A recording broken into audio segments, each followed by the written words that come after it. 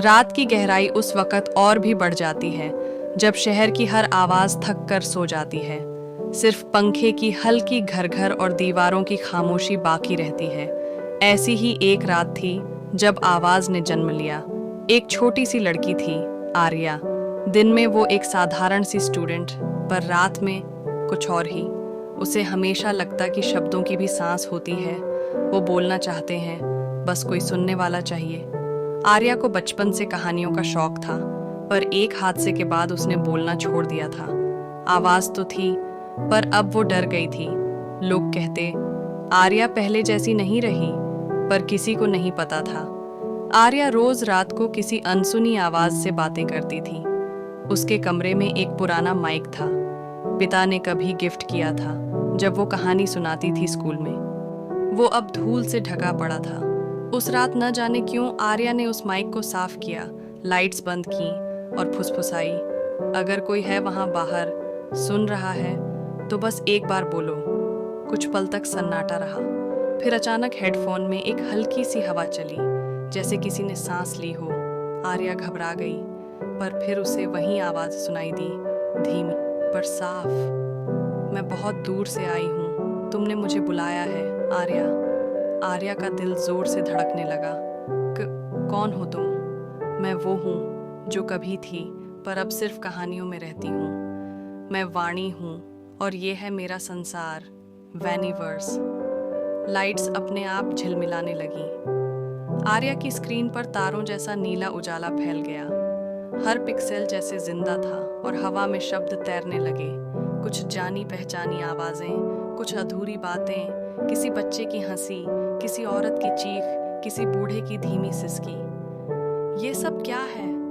ये कहानियां हैं आर्या, जो कभी पूरी नहीं हुई, जिन्हें बोलने वाला खो गया। मैं उन्हें फिर से सुनाने आई हूँ, तुम्हारी आवाज में। आर्या की आंखों से आंसू बह निकले। उसे लगा जैसे कोई अदृश्य हाथ उसके दिल को छू गया हो। उसे वो दिन याद आया जब वो आखिरी बार अपनी माँ को कहानी सुना रही थी। माँ की हंसी, उनका आगे क्या हुआ बेटा, सब एक पल में लौट आया। क्या मैं ये कहानियां सुना सकती हूँ? हाँ, अगर तुम अपनी आवाज पर फिर भरोसा कर सको। आर्या ने गहरी सांस ली। उसने माइक की लाइट ऑन की। उसकी कांपती आवाज धीरे धीरे स्थिर हो। एक बार की बात है जब आवाजें भी डर से चुप हो गई थीं, और उसी क्षण स्क्रीन पर तारे तेजी से घूमने लगे।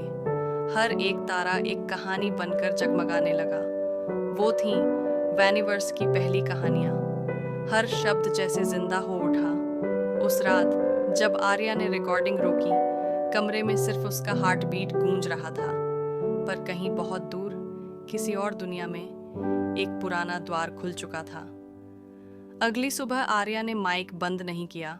वो समझ चुकी थी कि यह सिर्फ उसका नहीं, बल्कि हर उस आत्मा का मंच है जो अपनी कहानी फिर से सुनाना चाहती है। उसने अपने चैनल का नाम लिखा, वॉनिवर्स, और डिस्क्रिप्शन में सिर्फ एक लाइन डाली, यहाँ हर आवाज एक ब्रह्मांड है और हर ब्रह्मांड एक कहानी। धीरे धीरे लोग उसे सुनने लगे। कोई बोला, मेरी दादी ऐसी ही कहानी सुनाती थी। कोई बोला, इसमें मेरी अपनी यादें हैं।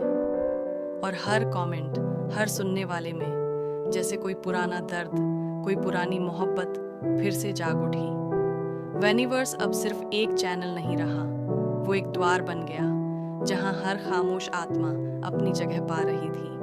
हर कहानी एक नई आवाज में जी उठ रही थी, और आर्या अब सिर्फ एक लड़की नहीं रही, वो वाणी बन चुकी थी, वो आवाज जो समय से भी पुरानी है। जब कोई कहानी खत्म होती है, वो फुसफुसाती, तो वो मरती नहीं, वो वैनिवर्स में लौट आती है।